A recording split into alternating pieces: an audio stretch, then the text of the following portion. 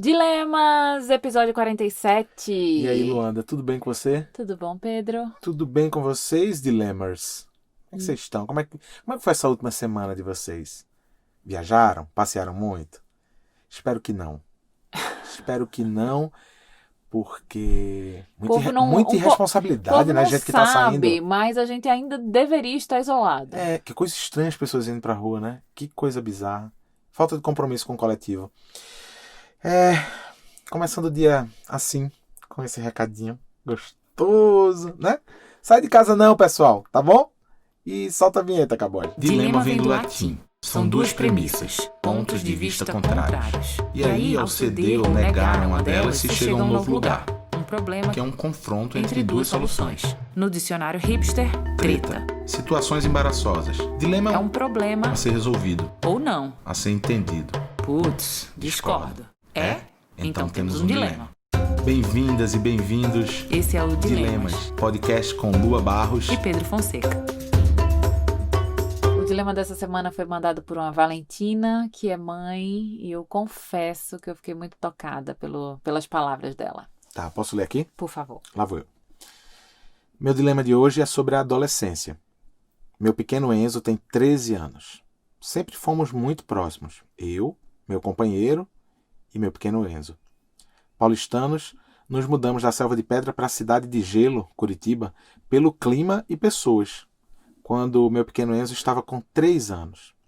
Então nosso pequeno núcleo familiar foi nossa fundação, nosso esteio em tudo que passamos. O amor e honestidade das nossas relações foi o que manteve a gente vivo, aquecido naquela cidade por 8 anos. Meu pequeno Enzo cresceu, fez amigos e ainda tem a cidade no coração, saudosista como um bom canceriano. Eu te entendo, pequeno Enzo. Mas nosso calor estava diminuindo e decidimos nos mudar. O pequeno Enzo deixou os amigos da infância e o frio que tanto gosta. Ele estava com 11 anos quando saímos de lá. Viemos para a Ilha dos Sonhos. Itamaracá? Não, brincadeira. Piada interna de recifense. Viemos para a Ilha dos Sonhos, dos meus sonhos da adolescência. Ele foi para uma escola pequena, turma pequena de 15 alunos, proposta fundamentada na vertente de Paulo Freire, com uma nascente de cachoeira. Mas pré-adolescentes são complexos. Ele se relaciona com todos, alguns foram mais acolhedores que outros. Ele se sente só, na maior parte do tempo. Sente falta dos amigos da infância, sente falta da cidade de Gelo. Fizemos o possível para manter contato, vamos para lá com certa frequência, mas o vínculo é difícil à distância. Ele não tem celular, nossa escolha, mas sempre teve os nossos disponíveis para ligar ou escrever para quem quisesse. E com o isolamento social que vivemos agora, tem tentado contato, mas sem muito sucesso. Acho que ele sente mais falta do que os outros. Com os colegas daqui, até tem um contato maior pelas aulas remotas, mas não há vínculo. Sempre fomos muito próximos, conversamos sobre todos os assuntos. Ele sempre foi muito crítico e interessado em diferentes assuntos. Adora música desde antes de saber andar, compartilha dos gostos musicais do pai, adora o metal e toca vários instrumentos musicais com o pai. Faz bordados comigo, lemos livros juntos e assistimos filmes com direito à sessão de escrita e leitura dos textos depois. No começo da quarentena até criamos os ensaios de uma quarentena cinematográfica, nunca publicados, que já parece que essa quarentena nunca essa quarentena vai acabar. Mas percebemos que ele mudou nesse isolamento. Não pelo isolamento, claro. Vimos a mudança acontecer na nossa frente diariamente. Ouvimos a voz mudar, os pelos se avolumarem e a instabilidade de humor desde março. Curioso que estes dias vimos um vídeo do início do isolamento e até ele estranhou a voz dele. Há um tempo tenho refletido sobre a maternidade e sobre mim. E ouvi dizer, uma vez, que criar filhos era como um jogo de videogame. A cada fase ia ficando mais difícil e que quando eu chegasse no combate da última fase, naquele último mestre, iria ser complexo. Aí eu entendi. Não se trata da criança ou do adolescente. O último chefão sou eu. É sobre mim, sobre a minha infância, a minha criança interna. E penso, agora, que se até agora eu vi a minha criança crescer junto com meu pequeno Enzo, chegamos os dois na adolescência. Há um espelhamento. Eu moro na minha cidade dos sonhos da minha adolescência. Daquela menina paulistana da Zona Leste que comprava Fluir e fazia capa dos cadernos com fotos do Teco Padarates e Kelly Slater, e sabia tudo sobre os campeonatos que rolavam na Joaquina. Hoje eu moro a 5 minutos a pé da areia da praia da Joaquina. Hoje eu me vejo na instabilidade do meu menino e o acolho como posso, quando eu não deixo a minha raiva sair mais rápido da minha boca do que eu consigo processar. Eu estou consciente de quem é o adolescente agora, mas não é fácil. Não é fácil por tantos motivos, pela sociedade de consumo burra que vivemos, pelo sistema patriarcal que rotula meninos, pela incerteza dos efeitos desse isolamento social nessas crianças. Penso que na idade dele eu queria encontrar meus amigos para falar sobre meus pais. E por mais legais que a gente acha que somos, ainda somos pais e não amigos. Penso na sua fala, Lua, sobre imagem. Ela faz muito sentido, porque às vezes precisamos que as margens sejam estreitas. Às vezes elas devem se alargar e dar espaço para a tromba d'água passar sem destruir o entorno, mas estando ali mostrando o caminho e depois permitindo que o rio não seque antes que ele encontre o mar. E que a gente, como margem, e ele, como água salgada, ainda guarde com carinho nossas lembranças e amor e que possamos nos encontrar de tempos em tempos, tal como a lagoa de água salgada que temos aqui do lado. Qual seria meu dilema então? Não sei.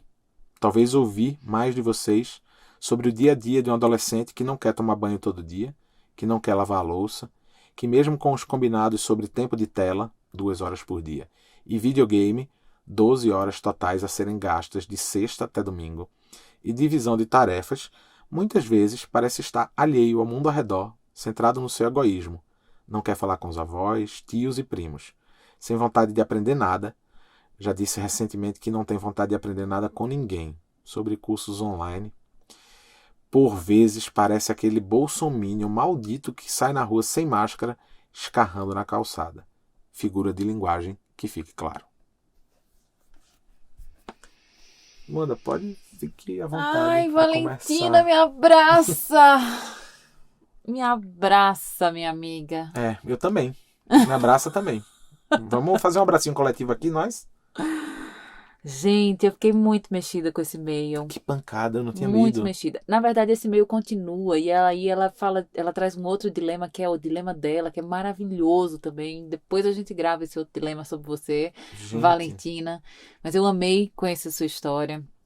E eu fiquei muito mexida porque eu tenho visto essa movimentação aqui dentro da minha casa, né? A gente tem João, que completa 12 anos daqui a 15 dias. E a gente tem conversado muito sobre essa fase que vai se iniciar, né? E seu e-mail me trouxe a seguinte perspectiva, que é como a gente projeta coisas em cima dessas crianças, né? Como é difícil para eles crescerem a partir dessas projeções. Como é difícil para a gente, depois de tanto projetar, a gente permitir e autorizar que eles sejam indivíduos complexos, diferentes da gente, que pensem coisas diferentes, que queiram coisas diferentes. E como faz para atravessar tudo isso? Quando ela fala do espelhamento, parece que cai uma ficha, né?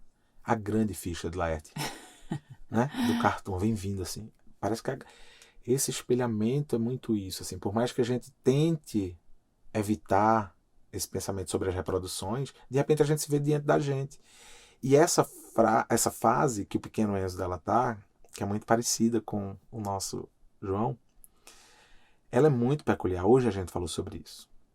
E hoje, sabe, Valentina, me caiu uma ficha no meio de uma conversa da gente sobre ele, que eu jamais tinha pensado sobre isso. E que talvez essa figura de linguagem, ou para não usar uma figura de a palavra, a expressão figura de linguagem como você usou, mas para usar uma metáfora, hoje no meio de uma conversa da gente, a gente estava falando sobre isso, que essa idade ela é super complicada porque essa pessoa ali de 11, 12, 13 anos, ela vê o que está do outro lado do muro. Foi assim que eu comecei a minha fala hoje com o Lua, viu? Ela vê o que está do outro lado do muro, mas ela ainda não passou para o outro lado. Que é essa despedida da infância para Para adolescência. adolescência, né? E aí teve uma hora, enquanto ela estava falando, que eu elaborei melhor e eu disse, não, peraí, eu acho que eu tenho uma imagem melhor para isso. A gente não pode transformar esse lugar da pré-adolescência num muro, porque isso é muito estreito. É um platô. Então, é como se essa pessoa viesse ali caminhando na infância, né? Com todas as suas nuances, mas nessa infância. e desce de cara com isso que parece uma parede. E aí ela sobe para ver o que está do outro lado, e ela consegue ver o que está do outro lado, só que não é que é um muro, é um platô. É um platô que se alonga, que ela tem que caminhar aí por 2 ou 3 anos até chegar na adolescência. Na verdade, ela caminha nesse platô, né? Ela vai nesse platô, Ela então ela vai vai. até encontrar uma montanha, Ela né? vai Que ela tem que andando subir, né? até que ela chega na adolescência, que aí é outra subida, né? Mas ela vê o que está do outro lado. Ela visualiza essa tal adolescência, né? E imagina o tamanho da dor dessa criança passando por esse momento de olhar para trás e ver a infância ficando, olhar para frente e ver esse outro lugar que ela tem que é desconhecido, e em cima desse novo platô, que também para ela é uma coisa nova, né? Imagina agora a dor dessa pessoa pensando que essa pessoa não é a gente. Porque quando é a gente ainda não tem a maturidade e a capacidade de elaborar determinadas coisas que estão dentro da gente. Lembra que a gente está deixando de ser criança agora?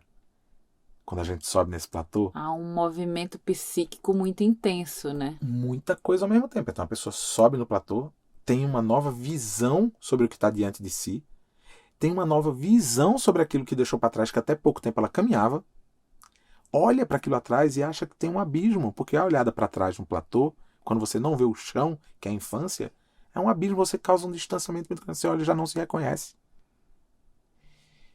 E aí, essa pessoa que não é a gente, porque quando é a gente não tem capacidade de ver isso, e aí essa pessoa é cobrada por nós, adultas e adultos, a ser algo que não está no platô. Não tá em lugar nenhum, né? A Tá na gente- nossa fantasia, Tá totalmente na no nossa campo idealização. imaginativo da gente. A gente imagina coisas para essa pessoa. E a gente imagina numa intensidade, né, Peu? Porque É. a gente imagina, a gente só quer que seja bom. A gente não autoriza a falha, a gente não autoriza o erro, a gente não autoriza o processo É. de descobrimento. A gente é um nível de cobrança dessas criaturinhas que é muito difícil, torna tudo muito mais intenso. Ao mesmo tempo, qual é a medida? Então, relaxo e deixo caminhar em cima desse platô e desencano de pedir para tomar banho e desencano de falar sobre as tarefas, né? O que a gente faz? Jesus amado! Tem uma outra coisa, né? O nível de intensidade emocional, ele é igual ou maior nessa fase de uma criança de 2 anos, que não percebe também, não consegue ter dimensão do próprio corpo, do que está sentindo, daquela separação do pai e da mãe, daquela desidentificação do pai e da mãe, né? Que aí vem as birras, o terrible two, que eu odeio essa expressão, mas esse processo de individualização do bebê, da criança, né, que passa a contestar tudo e todos ao redor, e passa a dizer não, e passa a jogar coisa no chão, e os pais se colocam numa posição onde eles se sentem desafiados por essa criança, o que é uma loucura, porque uma criança de 2 anos, ela não está disposta a me desafiar, ela está disposta a se encontrar. E aí é igual na adolescência, nessa chegada, né, da adolescência, porque é tudo muito intenso e não cabe no corpo. Nossa, muito. Eu te vi falando agora, fazendo essa descrição desse tempo, né? E eu lembrei de uma coisa que eu te ouço falar muito nos cursos, na sua atuação na parentalidade positiva, que é quando você se refere aos modelos parentais anteriores a esse tempo que a gente vive. E aí isso está lá nomeado, né? Quando você traz isso para as pessoas com quem você dialoga, né? Na infância, é muito presente a possibilidade de ter 2 modelos parentais, o modelo autoritário e o modelo permissivo. E eu sinto, pensando sobre essa história que a Valentina trouxe, e pensando sobre o que a gente passa aqui com o nosso João, que também nessa fase se apresentam 2 modelos antigos, vamos dizer assim, que precisam ser contornados. O modelo de mães ou pais que aceleram e os modelos que freiam. Aqueles que querem que a criança vá logo para a adolescência, aqueles que querem que a criança permaneça na infância. E não tem aquele modelo intermediário, que é o modelo embreagem, que pisa para a criança definir que marcha vai usar nessa travessia. Lindo. Viu? Uma metáfora de carros eu trouxe. Veja que coisa maravilhosa. Um negócio que eu entendo tanto, carro. Pense num cara que entende carro. Mas o que eu estava agora falando sério acho que tem sim uma característica comum às mães e pais nessa época, que é querer ou empurrar adiante no platô, ou ficar tentando segurar nesse lugar anterior ao platô. E eu acho que a gente precisa aprender com essas crianças, já que é um processo de espelhamento e a gente se reconhecer tanto nelas e neles quando chegam na cidade, a gente precisa aprender que talvez esse seja o momento, um dos momentos que pede mais a nossa atenção, no sentido de acompanhar o tempo de evolução delas e deles. Sabe uma palavra que me veio? É tempo de confiar. É tempo de confiar. São 3 palavras. Tempo de confiar. E aí é aquilo, né? O que você plantou até aqui com essa criança? Na história dessa Valentina, me parece que o que foi plantado foi uma relação muito bonita. Uma relação de muito companheirismo, de muita presença, de muito vínculo.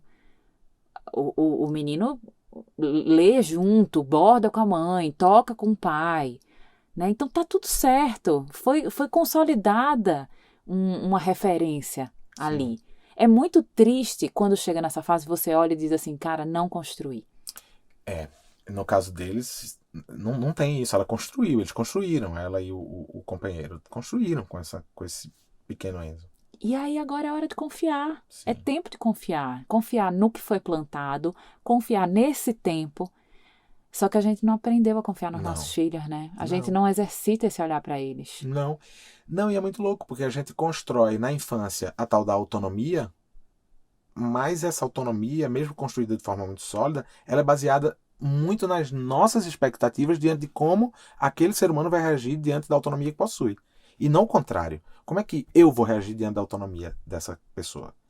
Porque a partir do momento que essa criança deixar de ser criança para ser pré-adolescente, depois adolescente, pensa que essa autonomia se transforma também numa coisa natural desse processo de evolução, que é, você me deu autonomia, agora eu vou seguir o meu percurso. Só que a gente confunde isso. E ao invés de confiar, acho lindo isso, esse tempo de confiar, ao invés da gente confiar que essa pessoa vai fazer essa travessia, sabendo inclusive que a gente está ali, a gente meio que volta para um lugar que é, caramba, mas eu dei autonomia, agora o que é que está acontecendo? E o que está acontecendo é a vida daquela pessoa. É muito difícil lidar com isso. E acho que é muito difícil também deixar de ser importante, né? Deixar Deve de ser ser. importante é muito difícil. Deve ser. Deixar de ser importante para tudo, qualquer coisa outra que cerque aquela pessoa. Os amigos que ficaram na outra cidade, as 12 horas de videogame no final da semana, o tempo de televisão, que agora eu não lembro, acho que são 2 horas por dia. Tudo vira mais importante. Às vezes até ficar no quarto sozinho é mais importante do que estar convivendo. E isso é frustrante para a mãe e para o pai, né? Lidar com isso é meio que uma frustração. Dizendo, poxa, mas a gente tá aqui, você prefere estar só, mas a gente não pensa sobre o que é isso. E sabe o que acontece? A gente fica procurando entender o que está errado com aquela criança que está atravessando por esse platô. Não, porque deve ter alguma coisa errada. Deve ter alguma coisa errada, tá fumando maconha. Deve ter alguma coisa errada, tá batendo punheta. Vi minha mãe agora aqui. Deve ter alguma coisa errada, tá depressivo. Deve ter alguma coisa errada, tá usando droga. Então a gente fica buscando o que tá errado e, óbvio, a gente sabe, como pais, né, que a gente precisa ficar atento e observar, mas a gente precisa confiar que é isso, assim, é um lugar de menos importância agora que esse pai e essa mãe vai ter. Por falar em importância, eu achei foi ótimo ter surgido essa palavra aqui agora, porque tem um dos trechos que me marca muito, que é quando ela fala da sensação que ela tem, porque não é um sentimento, só é uma sensação que ela tem de olhar para essa cidade que ela tanto desejou e perceber que é um sonho dela. E eu tenho uma suposta pergunta do ouvinte. Manda a suposta pergunta do ouvinte. Caboja, solta a vinheta, por favor. Quem sabe, talvez, suposta pergunta, se fosse uma vez, suposta pergunta do ouvinte. Essa mãe parece que ela foi atrás desse sonho que era dela. Perfeito. Né? Muito bonitinho quando ela fala que cortava a revista Fluir. Muito. Né? Muito. E fazia capa de caderno com Teco Padarasi. Muito bonitinho. Não, eu já vi as miçangas voando e tudo. Mas a suposta pergunta do ouvinte é, um ouvinte aqui ligou, né, aqui para nossa central de produção, PABX, e mandou a seguinte pergunta aqui. Mas e como faz para contar para esse pré-adolescente que é isso mesmo, que a mãe foi atrás do sonho dela e não do sonho ou coletivo ou do sonho dele que é filho? Ou como é que faz para dialogar entre isso, que foi esse peso do sonho dela e o peso ali da família, do núcleo? Eu acho que a gente só sustenta esse lugar, né, desse incômodo, se a gente tem muita consciência dele. E eu acho que essa Valentina começa a ter consciência disso, que esse sonho da ilha é um sonho dela. E tá tudo bem, porque ela é mãe e ela é a matriarca desse núcleo familiar. E ela, junto com esse pai, eles podem decidir por algo que nutre eles emocionalmente. E tá tudo bem. E a gente, diante dessa consciência, a gente consegue dar conta dos desconfortos, dos incômodos que isso pode causar nos nossos filhos. Eu fiz uma correlação, né, com as nossas escolhas. João, ele estava super adaptado no plano piloto, que era o lugar onde a gente morava quando a gente chegou em Brasília. Tinha uma turma incrível, tinha liberdade, tinha autonomia, saía para andar de bike com a turma. E a gente decide ir para uma casa com objetivos muito claros. Estar mais perto da natureza, estar mais perto das crianças, né? E se integrar numa vida mais perto deles mesmo, mais devagar.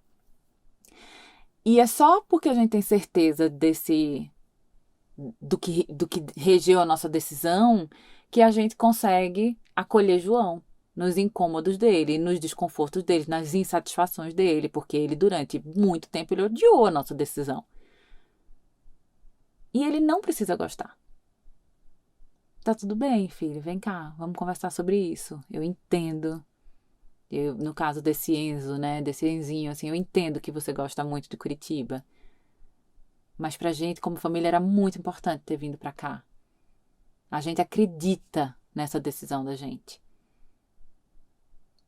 Então a gente sustenta essa decisão. Vocês sabem que na vinheta de abertura tem uma hora que a gente fala ao mesmo tempo, né? Temos um dilema, né? Pronto. E eu sou muito mole. Eu sei. Eu sou muito mole. Eu sou muito mole e aí eu escuto isso e fico tentando internalizar. Colocar isso pra dentro, assim. E aí eu começo a arranjar desculpas pra justificar isso. Então, assim, eu logo penso, não, mas não era um sonho a gente sair do plano piloto e vir pra cá. Foi uma decisão muito racional, pautada em coisas que a gente precisava fazer. Mas não era um sonho nosso que a gente disse, não, pelo nosso sonho nós vamos fazer determinada coisa e você vai lidar com isso junto com a gente, você vai aprender isso junto com a gente, né? Eu fico arrumando desculpa pra pensar, caramba, mas, sabe, é isso, eu fico o tempo todo procurando, tinha necessidade de sair daquele lugar pra ir pra outro? Ou era realmente assim, não, eu vou atrás do meu sonho? Porque eu sou muito mole, eu dificilmente conseguiria fazer isso.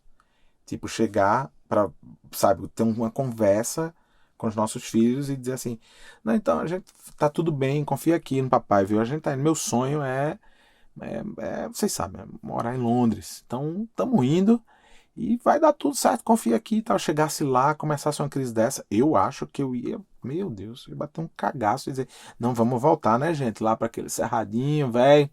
Ver a seca chegando, a terra vermelha. Alô, Brasília, Nossa, né? realmente a gente é muito diferente nesse ponto, né? A gente é muito. Muito diferente. E sabe o que eu lembrei? A gente sempre foi assim. Quer ver uma coisa? Logo que a gente casou, Lua decidiu fazer um curso em São Paulo. Foi para São Paulo fazer o curso, recebeu uma proposta de trabalho com 15 dias de curso e eu disse, não, aceita que eu tô indo. Aceita aí que eu tô indo atrás. Fomos, né? E eu fico pensando, eu me peguei muito pensando nisso. Eu nunca quis ir para São Paulo. Nunca na minha vida profissional, nada, jamais. Eu olhava para São Paulo, inclusive, com o despeito arrogante de um jovem recifense, né? Envolvido com a cultura da sua cidade. Viu, galera amiga? Eu tô sendo bem sincerão aqui com vocês me perdoem aí, qualquer coisa. Mas eu tinha isso, eu olhava para São Paulo e dizia, quem é São Paulo, velho? Os caras estão lá se matando pra fazer aquilo. Não, vamos ficar aqui que a gente vai pra praia todo sábado, esquece. E foi muito estruturante pra gente Foi. ter saído de Recife, ter ido morar numa cidade como São Paulo, onde a gente ficou 10 anos, 3 filhos nasceram lá, alguns CEPs, alguns trabalhos, É. né? Eu sou muito corajosa nesse Muito, sentido. você é. Não, tanto é que na história da gente em São Paulo, os momentos de bater um medo e tal, foram comigo, não foram com você. Por mais que eu tivesse mais na linha de frente do trabalho, mas os medos eram eu que sentia medo, não era você, né? E eu acho que as crianças, elas percebem isso, assim. Então, quando a gente dialoga com o nosso João sobre a nossa decisão e a gente sustenta o desconforto dele, a gente dá conta do choro dele, dá conta da insatisfação dele, ele confia. Eu acho que sim também, eu concordo com você. O que eu não sei é como eu lidaria com isso. Eu tô me colocando no papel dessa Valentina também. Uhum. Ela como mãe e eu aqui como pai. Eu fico pensando, honestamente falando, que se eu tivesse no lugar dela, apesar da volta ser pra Curitiba, viu, Valentina? Eu tô fazendo um baita exercício aqui, viu? Me dê bem a mão. Mas eu ia ponderar sim. Eu ia ponderar sobre as questões dele, da saudade que ele sente dos amigos. Eu ia certamente ponderar isso. Isso iria me chamar para um lugar de pensamento. Tu jura, Peu? Juro. Não, eu tô olhando pra Curitiba como se fosse Salvador, tá? Não, porque Curitiba, sendo Curitiba, não. Mesmo. Não, se fosse eu, Pedro, saindo de Curitiba, óbvio que não. Mas sabe o que eu penso quando eu penso sobre isso? Que assim, eu rumino muito pouco as ideias. Eu tomo uma decisão e eu vou com ela. Porque eu não acredito que existe a decisão correta ou a decisão Concordo. errada. Esse ponto eu acho que a gente pensa igual. Eu também penso assim, não acho que tem a decisão certa ou errada. Eu tô falando da minha, como eu me sinto diante dessa, de ter que lidar com o sentimento desse de um filho. Sou eu, não é sobre eles. Não é sobre eles sentirem isso. Eu acho que tá tudo bem eles sentirem. Mesmo. Então você pensou em voltar pro plano piloto quando você viu o João sofrendo? Claro. Sério? Oxente. Quando eu soube que aquele apartamento estava alugado, me deu uma dorzinha no coração. Vamos ser francos aqui. Não, claro que sim. Claro que sim. Quando Nossa, eu vi... mas imagina a gente nessa pandemia no apartamento. Não, mas a gente não sabia que ia ter pandemia não, Luanda. Não sabia. Luanda da bolinha de cristal agora aqui? Não tinha não. Não, não, amor, de novo, não tem decisão certa e errada. Eu acho que a gente, inclusive, olha a decisão da gente. A gente veio para um lugar que talvez fosse um lugar inimaginável de eu estar. Minha gente, essa casa é no meio de um bosque. Inclusive, gente, a gente já vai pedir desculpa agora, faltando um Eita, mês para falta mais de um começar. mês. Falta um pouquinho mais de Um um mês. mês e meio para começar a época das cigarras, né? Eu não sei o que é que vai ser desse podcast, não, porque Vocês lembram do ano passado? A gente pegou a reta final desse gás aqui. A gente tinha que sair. não, a gente ainda tinha escritório, a gente conseguia gravar no escritório de A vez em gente quando. gravava no escritório, ou então a gente pegava o carro e ia aqui pra trás e gravava dentro do carro. Teve uma vez que eu derreti dentro do carro aqui. Mas só que dessa vez a gente não tem como sair, não. Estão lembrados que a gente tá no meio da pandemia? Confinadas? Então. Vai ser. Vamos gravar na cigarra mesmo. Vamos voltar pra Valentina. Mas entende, quando eu tentei me colocar no lugar dela, é como é que eu. A minha fraqueza diante disso. Como é que eu iria lidar? E eu acho que eu ia ficar pensativo. Então dá a mão aqui, É. não larga minha mão não e vamos Não. firme Vamos firme. na decisão. Tá bem. Tá bom. Tô firme, viu? Até porque isso constrói essas crianças, sabe?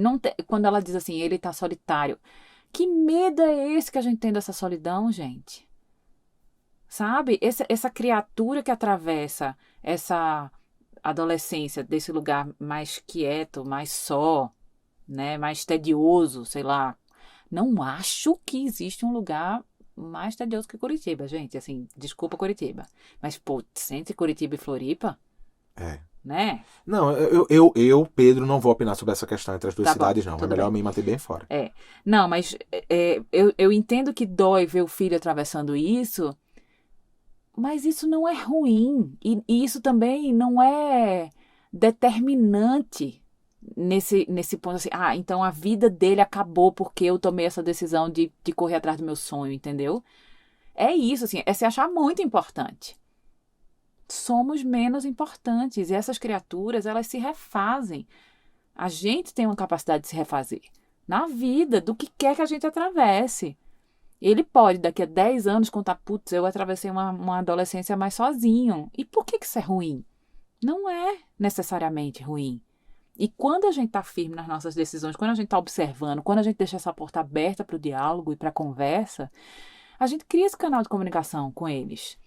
E eles vão ter raiva. A gente, é isso, assim, mais uma vez, a gente precisa sustentar as coisas. A gente precisa sustentar esses incômodos dessas crianças. Ele pode ter raiva dessa mãe. Ele não é a raiva dele. Esse não é o sentimento que rege essa família. Ele pode ficar com ódio dela porque ela correu atrás do sonho dela. Mas daqui a 10 anos, quando o tempo passa, e gente, que coisa mais maravilhosa é o tempo, ele vai dizer assim, cara, minha mãe foi uma mulher que correu atrás dos sonhos dela. Você viver nessa função de fazer filho feliz, você cava a sua cova da infelicidade, porque filho bate asa, precisa bater asa, precisa se desligar. Nossa, lembrei daquela animação russa que alguém compartilhou no nosso grupo. No grupo de dilemas, Não, foi no grupo de parentalidade positiva do curso. Ah, foi? Foi. Super forte, uma animação russa de uma mãe ligada a um filho pelo cordão umbilical até a hora dela se despedir. até a vida adulta, até a hora da morte dela, muito forte. E é isso, né? Você vai ficar... E se estabelece uma relação de dívida quando eu deixo de realizar porque meu filho... Caramba, é muito peso. Não, Valentina, não fica... Não, bola pra frente, vamos nessa. Olha, o que eu tenho pra lhe dizer é o seguinte. Eu confio em você. É tempo de confiar. Eu confio em você. Tô aqui. Vamos junto nessa, então. Ela riu aqui bastante, viu, gente? Até. Mas é verdade mesmo. Não, vou confiar. Porque eu entendo. Eu acho que faz muito sentido isso tudo que você tá falando mesmo, assim. Eu olho pra isso com admiração. Porque eu vejo você falando e eu digo, cara, ela tá coberta de razão. Eu preciso trabalhar isso em mim. Eu preciso trabalhar essa coragem, que é a coragem de ir atrás do meu próprio sonho. Eu fiz isso muito pouco na minha vida. Eu comecei a fazer isso muito recentemente, por exemplo, com a minha história com a fotografia. E sempre me senti muito culpado em relação a isso. Eu me sinto muito culpado. É isso, minha gente. Eu tava agora, antes da pandemia, uma viagem de 15 dias na Índia, mas me sentindo culpado, porque estava longe, porque vinha pandemia, porque eu não sabia como é que estavam as coisas aqui. Porque a gente só conseguia se conectar quando eu voltava, quando tinha um hotel decente numa daquelas cidades que eu tava. E você E lembra ocupado. qual é a coisa que eu digo pra você quando você tá nesses lugares? Pra eu curtir o que tá lá, né? Né? Não, de novo, amor, eu confio no que você tá falando, acredito, admiro, mas eu quero falar o que tem dentro de mim, vou falar sobre mim, que é, eu preciso elaborar essa coragem. Porque eu tenho mesmo esse medo. E eu entendo quando você diz, é muito bonito, isso é muito forte quando você fala que ele vai olhar lá na frente e vai ver uma mãe que correu atrás do próprio sonho. Esse é o melhor recado que a gente pode dar pro nosso João, pra nossa Irene, pra nossa Tereza, pro nosso Joaquim, e que essa Valentina pode dar pro pequeno Enzo dela. Isso pra mim é... Tô com você e não abro nem fecho. Tô com você, então... né? Ainda sobre isso, filhos que crescem, né? E esse processo tão doloroso de se despedir dessa criaturinha que você acha que você moldou, que você acha que você, né, deu o melhor. É difícil mesmo, é doloroso mesmo. Mas é um privilégio tão, tão incrível. E é tão bonito. É verdade. Não, você tem que estar coberto de razão. Eu tenho olhado para João muito, assim, muito emocionado de ver quem ele está se tornando. E eu quero que a gente discorde mesmo, eu quero que ele me conteste mesmo, eu quero que ele busque outros caminhos de pensar o que ele pensa, que não são os meus caminhos. Porque também é igualmente pesado para a mãe e para o pai ter que sustentar isso. Esses filhos que são continuidade. Sim. Não precisam ser. Tem razão. Né? Valentina, abraça esse guri. Chama ele pra tocar música, pra bordar, pra cantar, pra assistir filme. Tá tudo certo. E vocês vão atravessar esse platô juntos. É isso. Querida, obrigada pelo e-mail. Eu amei esse e-mail também, esse dilema. Foi forte, bonito. Obrigada pela partilha da sua história, do seu Enzinho, do seu Enzo. Fiquem em casa, se cuidem. Vamos atravessar essa pandemia aí mais um tempo.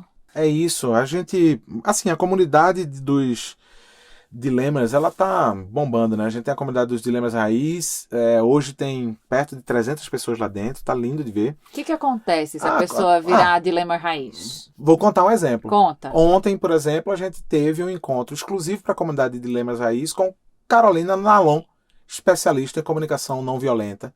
Já tivemos encontros desse tipo com Alexandre Coimbra Amaral, Gregório do Vivier e Giovana Nada, né? E vem muita coisa ainda, né? Muitos encontros que a gente não pode falar aqui. Mas quem quiser fazer parte com a gente, é fácil. Apoia-se/dilemas. apoia.se/dilemas. Você vai lá, escolhe uma das cotas e vem com a gente nesse grupo com conteúdos exclusivos, encontros e discussões sempre muito enriquecedoras.